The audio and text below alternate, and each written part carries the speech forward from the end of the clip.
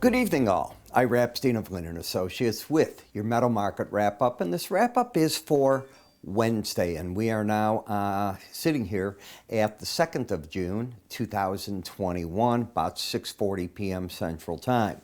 Gold still acting very good, able to hold on to this 1900 level.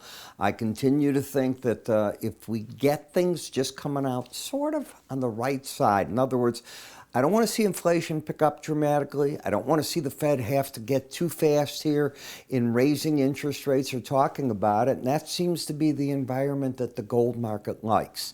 That's why it's climbing at this point. You're getting a little bit of activity in the silver as well. Copper market, I'm still, one of these bulls on that market. Stock market, it's in a holding period. You have a slew of economic data that starts tomorrow. It's the jobless claims, ADP, Challenger Group, ISM's coming out. There's so much. It's one report after the other. All morning, up until about 9:30 or so, will culminate with the EIA coming out with their natural gas report. And then the big job report is the jobs data on Friday morning. And that's it. After that, I think we're going to be looking at the next FOMC meeting. But these reports will tell us what the FOMC is going to say one way or the other. If you saw today's Fed Beige book, I don't think you got much out of it. I wrote a real lot tonight on it for my traders. They'll see that in about an hour when I send out all the recommendations and everything. So let's take a look, if we could, at these markets. You can see energy's just sort of holding here. API data down about 1.5 million barrels net. We're watching what's going to happen now in the grains too, because hot weather's moving in. And I mean hot weather. So tomorrow, Chicago will move from the beautiful 70s into the mid to high 80s, and then over the weekend, steaming weather, they're saying. But as you see on the gold market, to my surprise, the market didn't even come back and challenge the 18-week average of closes. Once it cleared it, and you often do challenge it and you'll play games, it just got through it. It never looked back. And that was like the catalyst in the market. Where's it going? Well, why not back up here to the 2010 level in time? Doesn't mean it's a straight road. You know better than that. There'll be bumps and grinds, but that's what the game is about. When I take a look at the market, it's still very much in one of these uptrends. You just hope you don't get one of those sudden breaks that comes down, knocks people out of the market. I'm not seeing that at this point. What I am seeing is a market that's got a clean pattern, higher highs, higher lows. You break that pattern if you get under right over here, that low, and that low is going to be in the neighborhood of 1884.30. Where's the key moving averages? Well, they're climbing, but they're not to that number yet. They're moving at the rate, if you look at the 18-day average of closes right now, about $4 a day. So that's going to take a while to get and clear. Even this low here at that 1884, it's going to take 2 more days. And where does that put you? Unfortunately, in a perfect world, that's going to put you right into the jobs report. So who the heck knows what's going to happen there? When I take a look at Bollinger Bands, the upper resistance is very clear. It's at 1935. That'd be a big move to get up there. And momentum is still embedded. What do you do with embedded momentum? I teach that. Means the pros are buying these breaks, looking to get up to the next levels. And until that number closes here with the red line back under 79, which it has not done, I say they continue to buy it. The gold-silver ratio, maybe, just maybe, this is where the market is saying, okay, that's enough. I want to get back under that number and make a run to the upside. We'll see what happens. We then step over to the silver, the daily bar chart, and on this market, I'll let that phone ring. I'm in the studio. Higher high, lower low, going sideways. I don't see very much out of that to do one way or the other, just sort of drifting around right here.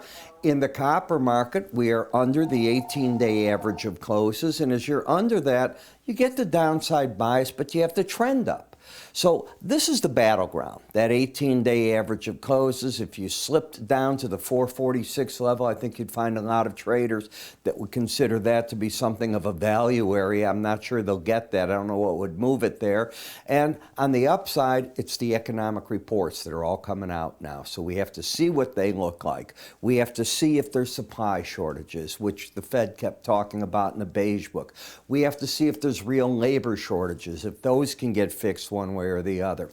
I don't know if you're aware of it. 25 states have now backed out of the federal program for that extra $300 a week.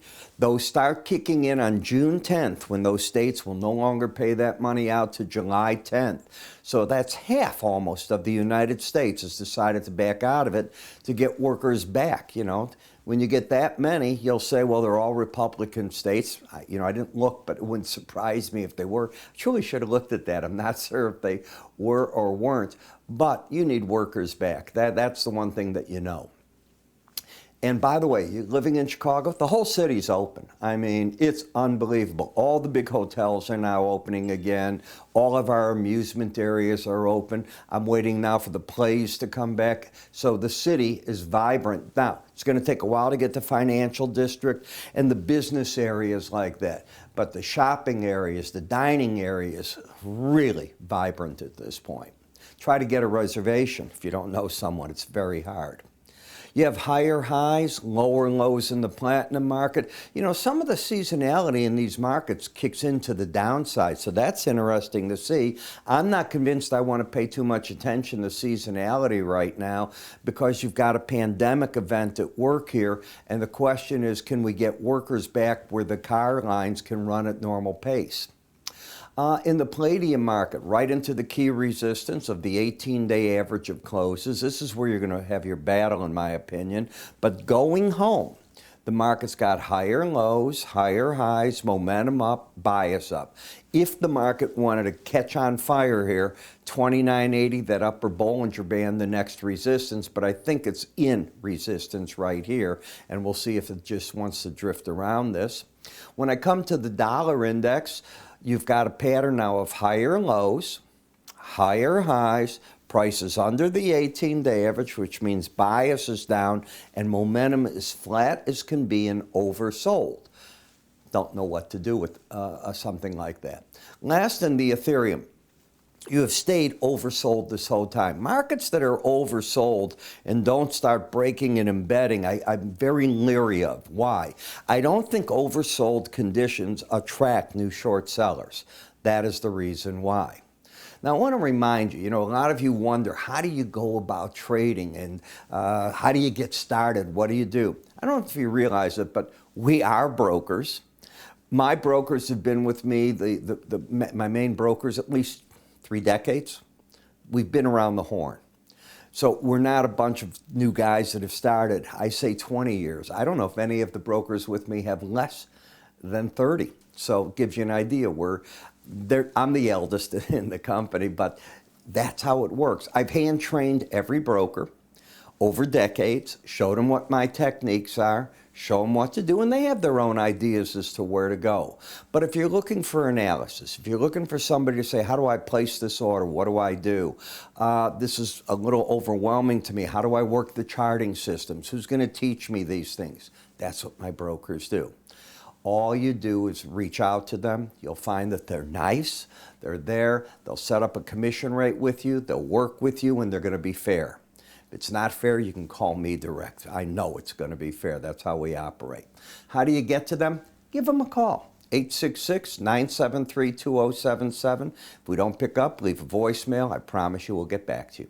I'm Ira Epstein. You have a great day.